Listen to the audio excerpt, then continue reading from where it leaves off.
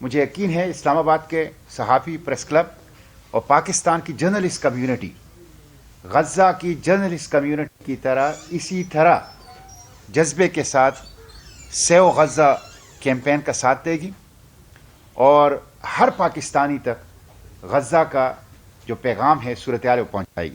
14,000 بچے وہ شہید ہو چکے ہیں اور 27 بچے گزشتہ چند دنوں میں بھوک کی وجہ سے شہید ہو چکے۔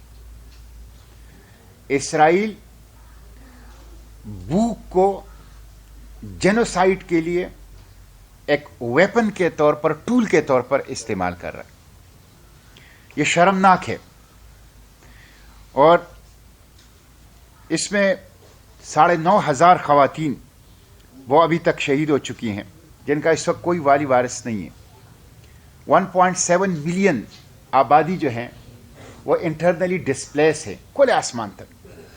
خود یونائٹڈ نیشن نے کہا ہے کہ غزہ ایک اوپن ایئر پریزن سے ایک وسیع کنسنٹریشن کیمپ کے اندر تبدیل ہو چکا ہے، ایک وسیع قبرستان کے اندر تبدیل ہو رہا ہے۔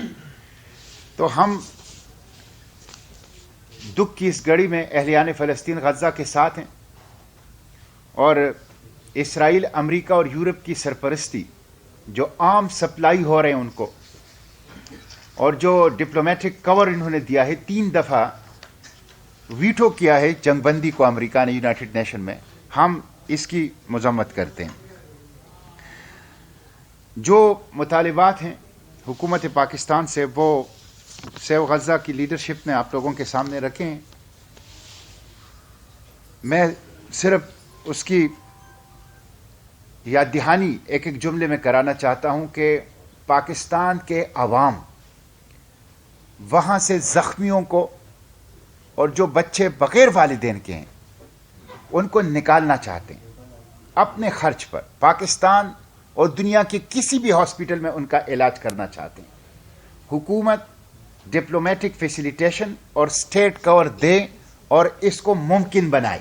ICJ میں پارٹی بننا ہے پاکستان کا، اور ICC میں، انٹرنیشنل کرمنل کورٹ میں کیس کو موو کرنا ہے، اور خود OIC کے پلیٹ فارم پر جو وار کرائمز ہیں اور کرائم اگینسٹ ہیومینٹی ہے اس کی پروسیڈنگ شروع کرنے کا مطالبہ ہے، اس کی ٹرائل شروع کرنے کا مطالبہ ہے۔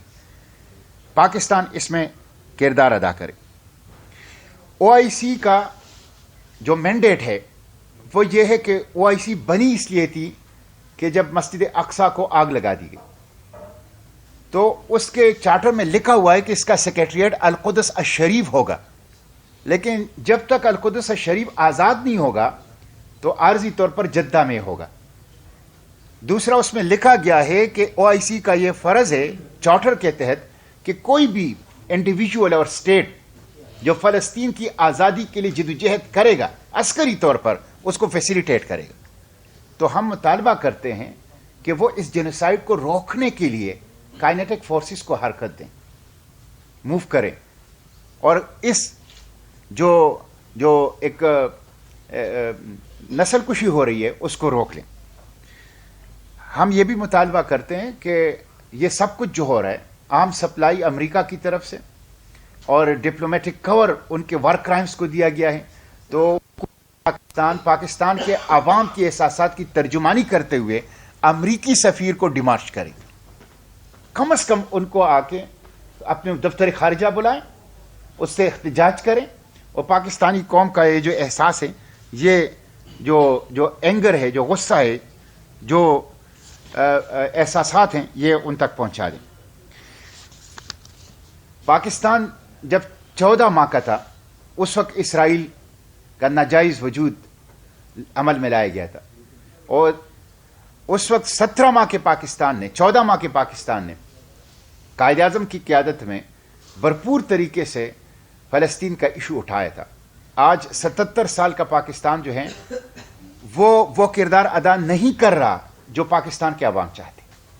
تو ہم حکومت پاکستان سے مطالبہ کرتے ہیں کہ جو قراردادیں قومی اسمبلی نے پاس کی ہے، سینٹ نے پاس کی ہے، جوائنٹ سیشن نے پاس کی ہے، اس کی روشنی میں حکومت پاکستان اقدامات کریں، OIC کے لیول پر، यूनाइटेड नेशन के लेवल पर, बाकी इंटरनेशनल फोरा के ऊपर, इंसानी हुकूक की तंजीमों के, और उसके साथ साथ पाकिस्तानी अवाम के एहसासात और जज्बात की तर्जुमानी करते हुए सेव गज़ा कैंपेन की इन मुतालिबात को माने। इस्लामाबाद और रावलपिंडी के शहरियों को बिलखसूस और पूरे पाकिस्तान से अवाम को दावत है कि वो आएँ और 24 मार्च को दिन 2 बजे से रात 8 बजे तक डी चौक में गज़ा से इज़हार यकजहती के लिए और पाकिस्तान और मुस्लिम हुक्मरानों के खिलाफ एहतजाज के लिए और अपने मुतालिबात जो गज़ा के हवाले से सेव गज़ा कैंपेन की उसको तस्लीम करने के लिए हमारे साथ इस एहतजाज में, इस इज़हार यकजहती में 24 मार्च को दिन 2 बजे से रात 8 बजे तक बरोज़ इतवार डी चौक में हमारे साथ बैठ जाएं। फौरी तौर पर सीज़ फायर नाउ, फौरी तौर पर ये पूरी इंसानियत का मुतालबा है। वेस्ट के अंदर इसके लिए बड़े बड़े मुजाहिरे हो रहे हैं, हमारे अपने पार्लियामेंट की करारदादें मौजूद हैं। ऐसे कोई भी मूव जिससे फौरी जंगबंदी हो, सेव गज़ा कैंपेन उसको सपोर्ट करती है। बहुत अच्छी बात आपने की। इस वक्त हमारे पास क्या है, हमारे हाथ में क्या है? हमारे हाथ में 2-3 चीज़ें हैं और मैं ये पाकिस्तानी अवाम से कहता हूँ कि वो क्या कर सकते हैं गज़ा के लिए। नंबर 1, वो बाइकाट करें। बाइकाट एक वेपन है, एक बहुत ताकतवर हथियार है पूरी दुनिया की इंसानियत के सामने। आपको पता है मैकडॉनल्ड को $7 अरब का नुकसान हुआ है और वो इससे अपने पॉलिसियों पर नजरसानी की तरफ मजबूर हो रहे हैं। तो सबसे पहले ताकतवर हथियार जो हमारे पास है पूरे कुरे अर्ज की इंसानियत के पास बशरी हुकूक के लिए, इस जेनोसाइड को रोकने के लिए, वो है बाइकाट।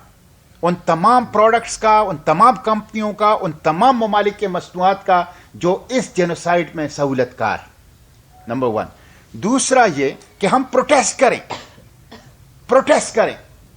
प्रोटेस्ट आपका गज़ा के साथ यकजहती का इज़हार है। प्रोटेस्ट आपका इसराइल से नफरत का इज़हार है। प्रोटेस्ट आपका मजलूम के साथ खड़े होने, जालिम के खिलाफ आवाज उठाने का इज़हार है। तो प्रोटेस्ट करें, ख्वाह वो 2 हो, 3 हो, 4 अफराद हो, प्रोटेस्ट करें। तीसरा, सोशल मीडिया और मीडिया का इस्तेमाल, ये बहुत ताकतवर टूल है। बदकिस्मती ये है कि इस वक्त गज़ा के लिए जो सोशल मीडिया के आवाज है वो मुस्लिम उम्मा की नहीं है, वो यूरोप से उठ रही है, वो अमेरिका से उठ रही है। तो सोशल मीडिया के जरिए से, मीडिया के जरिए से ताकतवर आवाज वो गज़ा के लिए जो है वो उठाएं। और चौथी चीज, इमदाद। इस वक्त जो कुछ इमदाद जा रही है वो अवाम की इमदाद जा रही है। मैं खुद गज़ा के बॉर्डर तक गया हूं और मैंने बोइंग जहाज भरा हुआ इमदादी सामान का अपने हाथों से इजिप्शियन रेड क्रिसेंट के जरिए फलस्तीनियों के हवाले किया है। वो सब के सब पाकिस्तानी कौम की अमानत थी। उन रिजोल्यूशंस के जो कि कौम की अमानत हैं, पार्लियामेंट में कई एक रिजोल्यूशन पास किए हैं, सेनेट ने, कौमी असम्बली ने, जॉइंट सेशन ने। आप उसके मुताबिक आगे बढ़ें। अब तो केयरटेकर गवर्नमेंट नहीं है कि जिनके पास फैसलों का इख्तियार, अब तो एक इलेक्टेड गवर्नमेंट मौजूद है। आप क्यों आगे नहीं बढ़ते? यूनाइटेड नेशन के अंदर, OIC के अंदर, इंसानी हुकूक की तंजीमों के सतह के ऊपर आप क्यों उस तरह लेकिन नहीं चलते जिस तरह 1973 में पाकिस्तान एयरफोर्स ने किरदार अदा किया था, जिस तरह 1947 में बबाई कौम ने फलस्तीन के लिए किरदार अदा किया था। तो यही हमारा मुतालबा है कि पाकिस्तानी कौम के एहसासात और जज्बात की तर्जुमानी करते हुए हुकूमत पाकिस्तान ये मुतालबा तस्लीम करे। हर मुल्क की अपनी अपनी कुछ उन्होंने अपने हाथ में कुछ मजबूरियां पकड़ी हुई हैं, लेकिन हम उन मजबूरियों की मजम्मत करते हैं। आप देखें कि जब चिली, जब मैक्सिको, जब साउथ अफ्रीका, जब छोटे छोटे ममालिक आगे बढ़कर सफीर बुला रहे हैं, ताल्लुकात मुनक़ते कर रहे हैं, बैनुल अक़वामी फोरा पे जाके केस लड़ रहे हैं, हर किस्म के माशी और माली मफादात को टुकरा रहे हैं, तो वो कि जिनका हमारे साथ रिश्ता है, अकीदा और इंसानियत दोनों रिश्ते हैं, हम क्यों चुप हैं? हम तो इस वक्त इसमें नहीं पड़ते कि किसकी क्या मजबूरी है। हम उसे कहते हैं मजबूरियों को थज दो, मजबूरियों को छोड़ दो, इंसानियत की आवाज पर लब्बैक कहो, मजलूम के साथ खड़े हो जाओ, दहशतगर्द और जालिम को दहशतगर्द और जालिम कहो और उसके खिलाफ आवाज उठाओ। हम तो इस वक्त सिर्फ यही मुतालबा करेंगे।